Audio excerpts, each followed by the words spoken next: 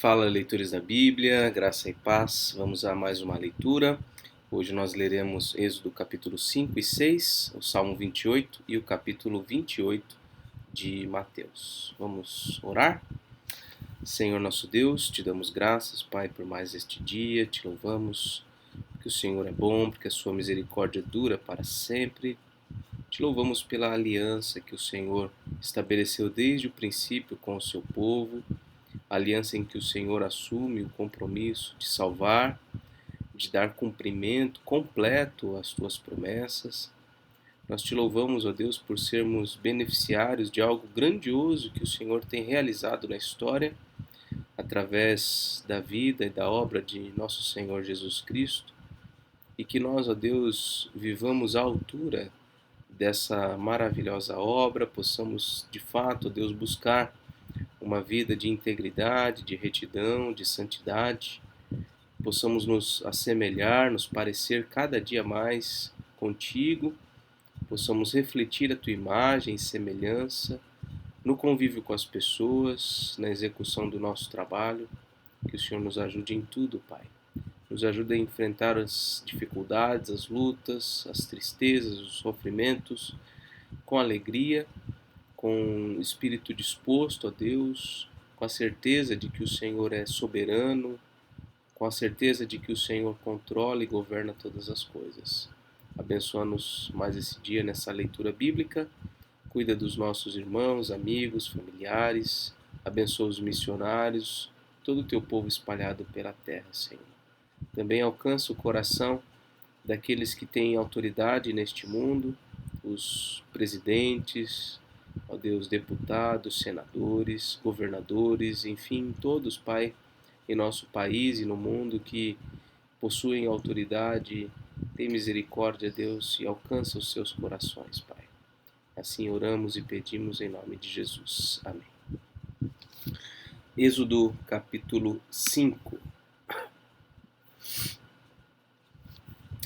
Depois Moisés e Arão foram e disseram a Faraó: Assim diz o Senhor, Deus de Israel: Deixe o meu povo ir, para que me celebre uma festa no deserto.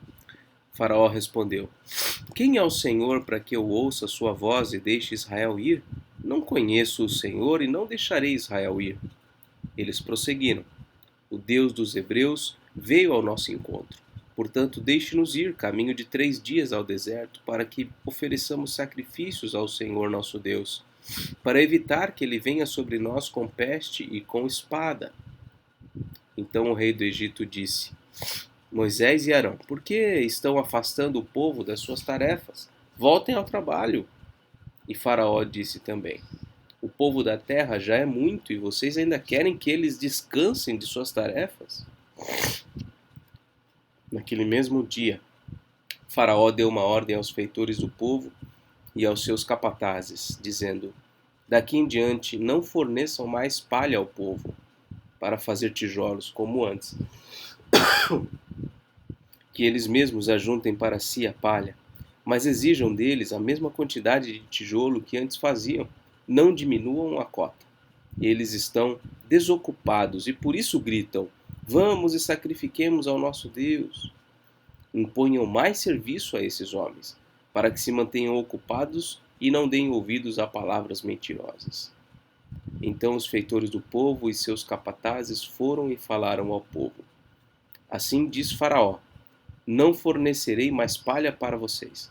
Vão vocês mesmos e ajuntem palha onde a puderem achar, porque não haverá redução no trabalho de vocês. Então o povo se espalhou por toda a terra do Egito para ajuntar restolho em lugar de palha. Os feitores os pressionavam, dizendo: Terminem o trabalho de vocês, a tarefa do dia, como quando havia palha. E os capatazes dos filhos de Israel, que os feitores de Faraó tinham posto sobre eles, foram açoitados. Os feitores perguntavam aos capatazes: Por que não terminaram nem ontem nem hoje a tarefa de vocês, fazendo tijolos como antes? Então os capatazes dos filhos de Israel foram se queixar a Faraó, dizendo: Por que o Senhor trata assim estes seus servos? Já não nos fornecem palha, mas nos dizem: Façam tijolos? Eis que estes seus servos são açoitados, porém o seu próprio povo é que tem a culpa. Mas Faraó respondeu: Vocês são os desocupados. Vocês estão desocupados e por isso dizem: Vamos e sacrifiquemos ao Senhor. Voltem agora ao trabalho, vocês não receberão palha, mas terão de produzir a mesma quantidade de tijolos. Então os capatazes dos filhos de Israel se viram em aperto, porque diziam a eles: Não haverá redução na quantidade de tijolos, na tarefa diária de vocês. Quando saíram da presença de Faraó, encontraram Moisés e Arão, que estavam à espera deles, e lhe disseram: Que o Senhor olhe para vocês e os julgue, porque vocês nos fizeram odiosos aos olhos de Faraó e diante dos seus servos, dando-lhes a espada na mão para nos matar. Então Moisés, voltando-se ao Senhor, disse: Ó Senhor, por que afligiste este povo? Por que me enviaste? Pois desde que me apresentei a Faraó para falar-lhe em teu nome, ele tem maltratado este povo, e tu nada fizeste para livrar o teu povo.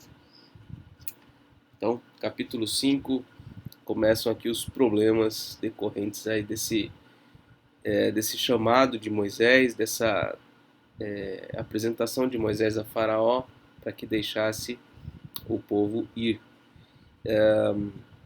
Quando fala aqui dos capatazes dos filhos de Israel, são os responsáveis pela obra, né? Responsáveis dentre os filhos de Israel.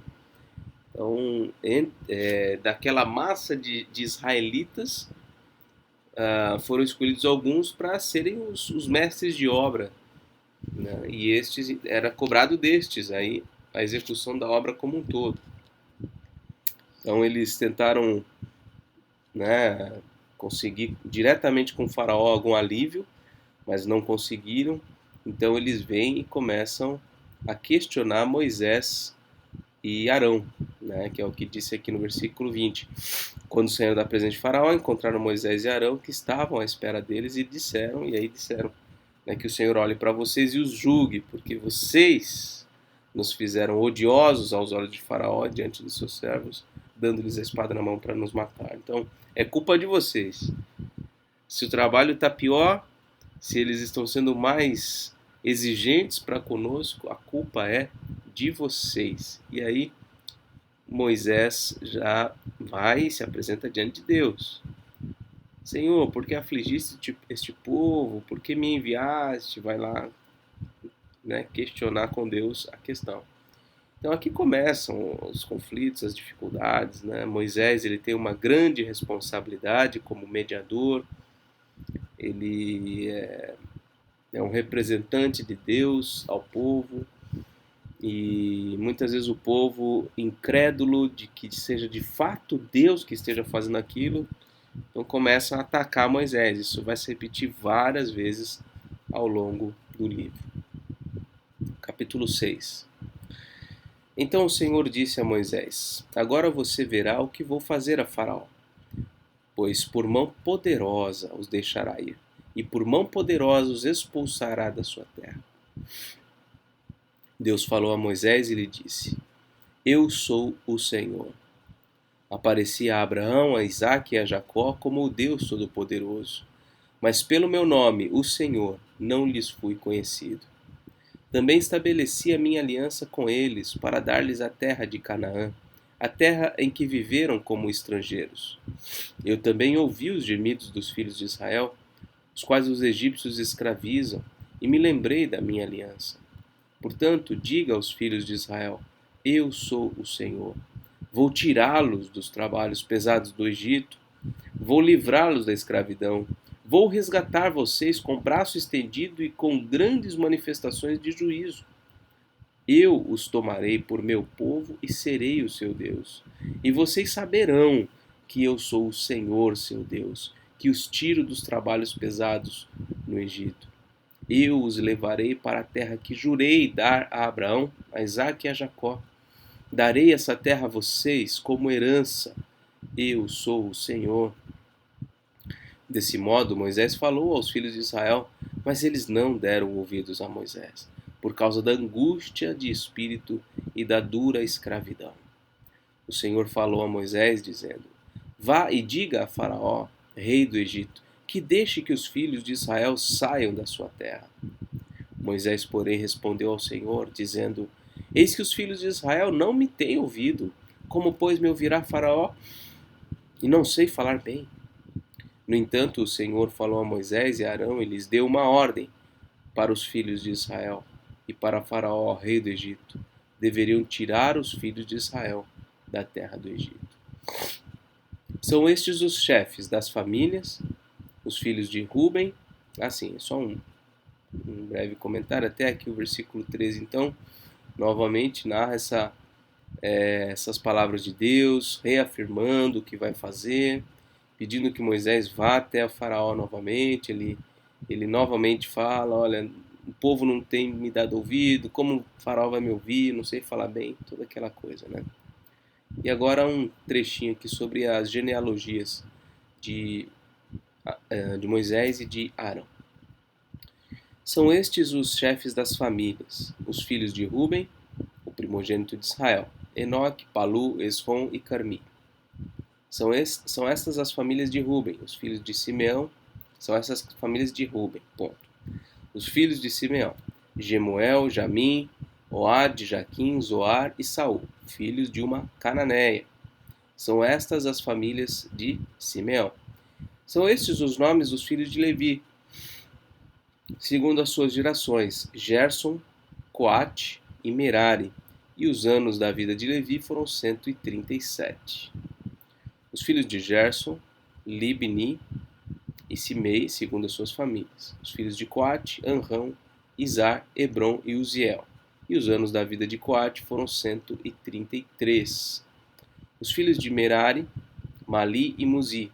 São estas as famílias de Levi, segundo as suas gerações. Anrão tomou por mulher Joquebede, sua tia, e ela lhe deu à luz Arão e Moisés. E os anos da vida de Anrão foram 137. Os filhos de Izar: Corá, Nefeg e Zicri. Os filhos de Uziel: Misael, Eusafã e Citri. Arão tomou por mulher Eliseba, filha de Aminadab, irmã de Naasson, e ela lhe deu à luz a Nadab, Abiú, Eleazar e Itamar.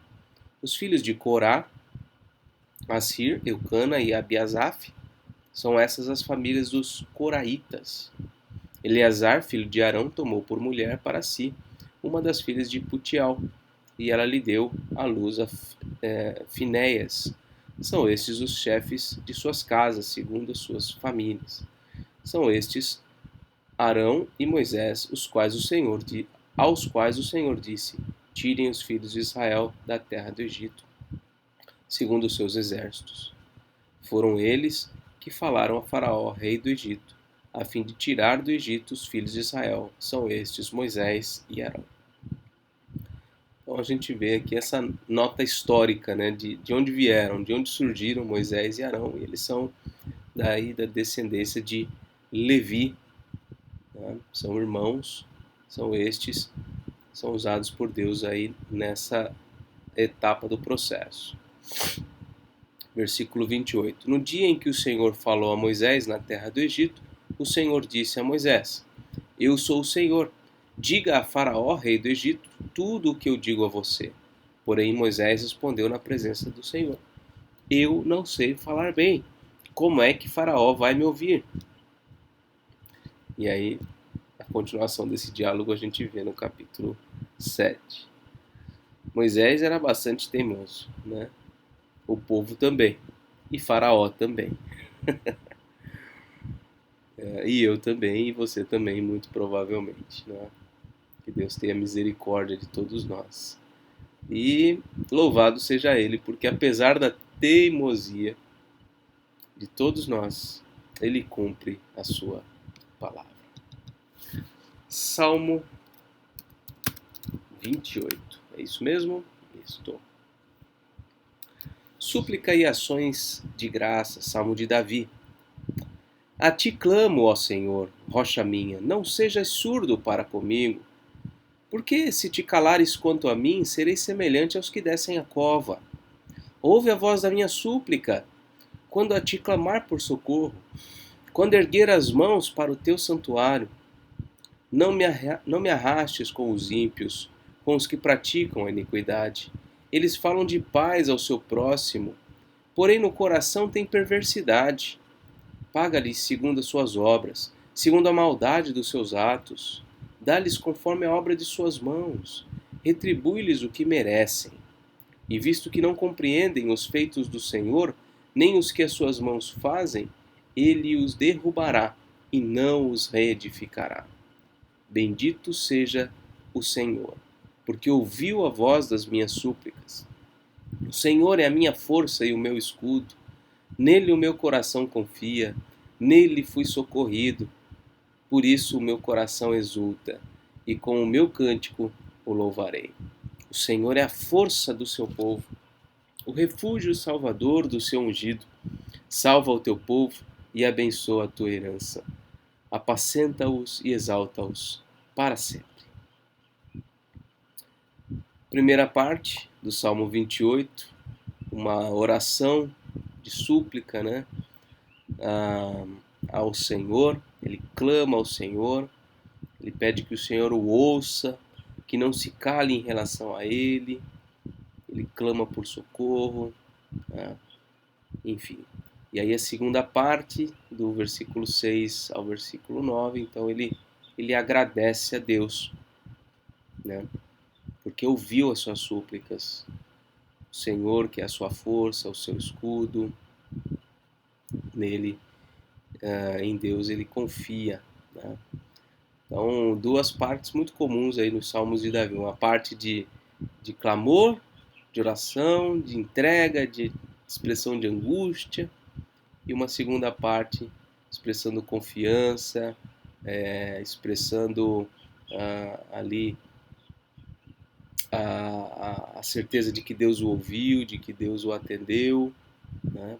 A impressão que eu tenho, às vezes, é que metade do Salmo foi escrito numa época, né, e ficou lá na gaveta, e depois ele volta, depois que tudo se resolveu, ele volta e continua escrevendo e anota a resposta de Deus ao que aconteceu, né? E ele agradece a Deus. Essa é a impressão que eu tenho neste Salmo e em outros também. E agora vamos ao último capítulo de Mateus. Então, deixe o seu comentário aí se você chegou até aqui, ou agora, ou no final do vídeo. Digite lá, eu li Mateus em 2023. Mais um livro completo, né? Terminamos Gênesis, vamos terminar agora Mateus. Neste capítulo nós leremos sobre a ressurreição de Jesus, né?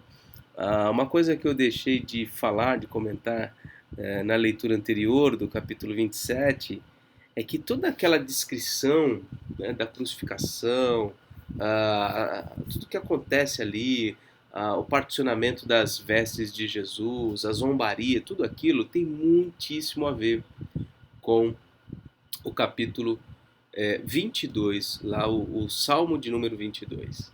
Então, se você tiver essa curiosidade, leia paralelamente o Salmo 22 e o capítulo 27 de Mateus, tá? Salmo 22 e o capítulo 27.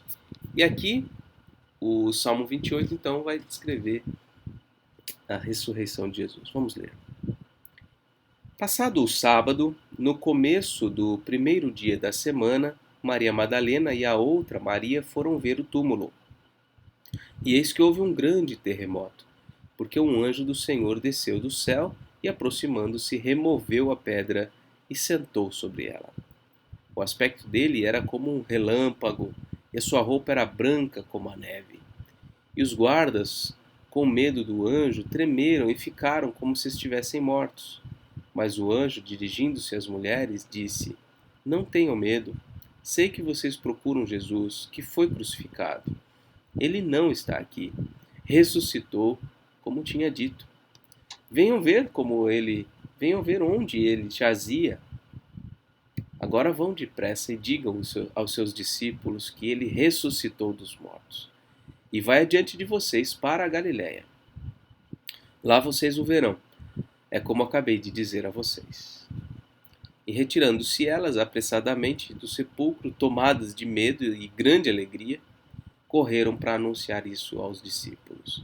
E eis que Jesus veio ao encontro delas e disse: Salve!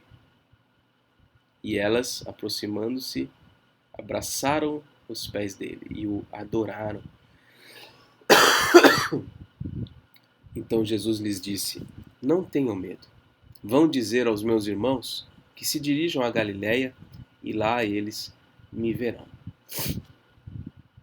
E enquanto elas iam, eis que alguns da guarda foram à cidade e contaram aos principais sacerdotes tudo o que havia acontecido. Reunindo-se eles em conselho com os anciãos, deram grande soma de dinheiro aos soldados, recomendando-lhes: Digam isto, os discípulos dele vieram de noite enquanto estávamos dormindo e roubaram o corpo. E se isto chegar ao conhecimento do governador, nós o convenceremos e faremos com que vocês não tenham maiores preocupações. Os soldados receberam o dinheiro e fizeram como tinham sido instruídos. Esta versão se espalhou entre os judeus até o dia de hoje. Nós vemos então a ressurreição de Jesus, a admiração de Maria Madalena e a outra Maria de chegarem ao túmulo e verem o túmulo aberto, o anjo do Senhor falar com elas, né? Vemos o primeiro encontro de Jesus após a sua ressurreição aqui com elas, no caminho, e o recado que ele deixa para que os seus discípulos estejam indo até a Galileia, né?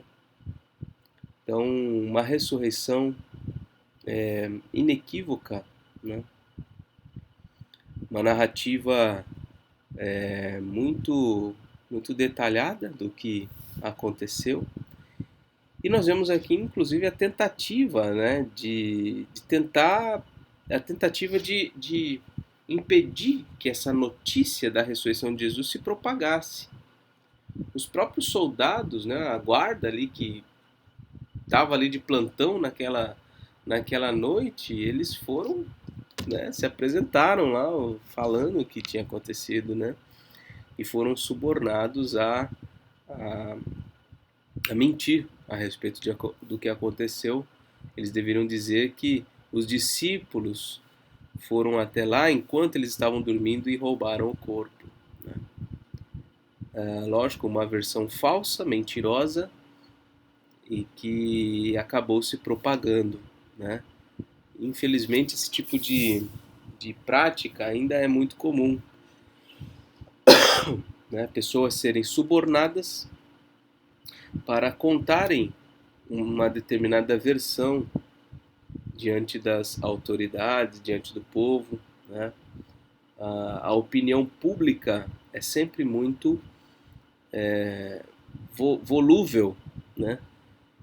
A massa é sempre suscetível às mentiras que são propagadas, né? Então, isso sempre foi assim, né? E foi o que aconteceu aqui. Mas apesar disso, Jesus não se ocultou, né? Ele se apresentou a muitas pessoas, não só a essas mulheres, mas a muitas pessoas ao longo desses primeiros dias, né? Durante 40 dias, se não me engano, ele se apresentou a muitas pessoas, mais de 500 pessoas. E aí nós temos o finalzinho, então, do livro, versículo 16. Os 11 discípulos partiram para a Galiléia, para o monte que Jesus lhes havia designado. E quando viram Jesus, o adoraram. Mas alguns duvidaram. Jesus, aproximando-se, falou-lhes, dizendo: Toda a autoridade me foi dada, no céu e na terra. Portanto, vão e façam discípulos de todas as nações, batizando-os em nome do Pai, do Filho e do Espírito Santo, ensinando-os a guardar todas as coisas que tenho ordenado a vocês. E eis que estou com vocês todos os dias, até o fim dos tempos. Então, assim termina o livro de Mateus, com essa grande comissão, um grande chamado, né, àqueles discípulos de irem, de irem. Com base no quê? Com base na autoridade de Jesus. Ele recebeu toda a autoridade no céu e na terra. E no uso dessa autoridade, ele ordena aos seus discípulos que vão e façam discípulos, sejam discipuladores, ou seja, que promovam a mensagem do Evangelho, convencendo as pessoas de quem é Jesus, da sua obra, do plano de salvação de Deus por meio dele, para que essas pessoas se tornem também, por sua vez, cristãs, discípulas e sejam também discipuladoras, e assim a obra avance, né? E como eles deveriam fazer esses discípulos? Primeiro, batizando-os em nome do Pai, do Filho e do Espírito Santo. O batismo é o rito de integração das pessoas, dos novos discípulos na igreja. É um símbolo que tem a água, né, como a matéria ali, e esse batismo ele se dá em decorrência de um convencimento, de uma conversão, de um entendimento claro de quem é Jesus e da sua obra, né? Então o batismo pressupõe conhecimento do Evangelho e a aceitação desse Evangelho. O convencimento, a pessoa se demonstra convencida de que Jesus é o Senhor, é o Cristo, é o Filho de Deus, é o Salvador. Então essa pessoa é batizada. Batizada em nome do Pai, do Filho e do Espírito Santo, Deus triuno. Essa expressão aqui, né, o nome de Deus em três pessoas é a novidade do Novo Testamento, né? Aquilo que no Antigo Testamento ainda parece um pouco nevoado, né, sem tanta clareza, aqui no Novo Testamento se torna claro. Deus é um único Deus que subsiste em três pessoas, o Pai, o Filho e o Espírito Santo. É em nome desse Deus triuno que os novos discípulos devem ser batizados. E como ainda mais, o que mais deve ser feito para que esses discípulos sejam feitos? Além de batizá-los, né, depois de um discipulado, depois de uma evangelização, melhor dizendo, eles agora serão ensinados, ensinando-os a guardar todas as coisas que tenho ordenado a vocês. Então, a pregação do Evangelho, pela ação poderosa de Deus no coração das pessoas, leva elas a serem convertidas, serem regeneradas e, portanto, serem batizadas na sequência, né? Quando elas confessam o nome de Deus, a salvação em Cristo, publicamente elas são batizadas. A partir desse momento se inicia um processo de ensino do que Jesus ordenou, o ensino da palavra de Deus. Por isso o ensino é tão importante, tão importante. E aqui eu quero deixar alguns desafios nesse finalzinho do livro de Mateus. Esse que é um texto clássico, esse finalzinho aqui é um texto clássico na obra missionária, né? Quero deixar um desafio a você. Você que já foi discipulado, que já vem aprendendo, não só foi batizado, mas já vem sendo ensinado na palavra de Deus já há tempos, já talvez há anos.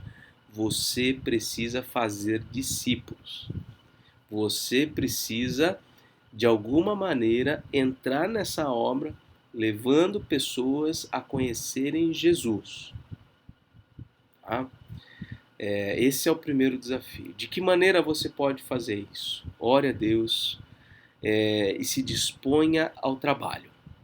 Tá? Converse com pessoas, com pastores, com presbíteros, com gente que possa te orientar em como você pode se inserir nessa missão. Tá? Você precisa estar diretamente ligado às pessoas, tá bom? Para fazer delas discípulos para Cristo.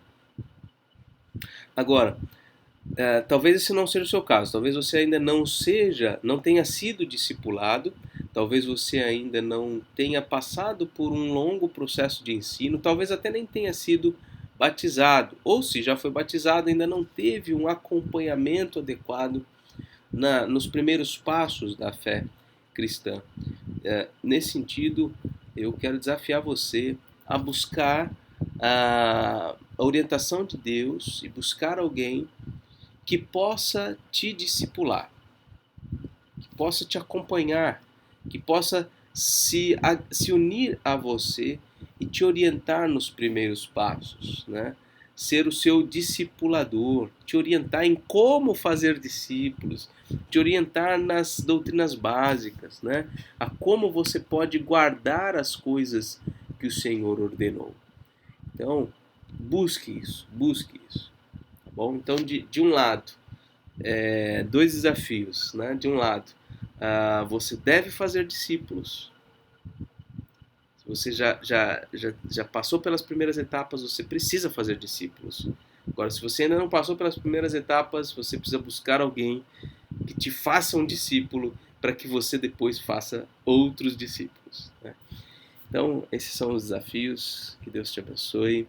Deixa aí nos comentários como tem sido a experiência aí da leitura de Mateus.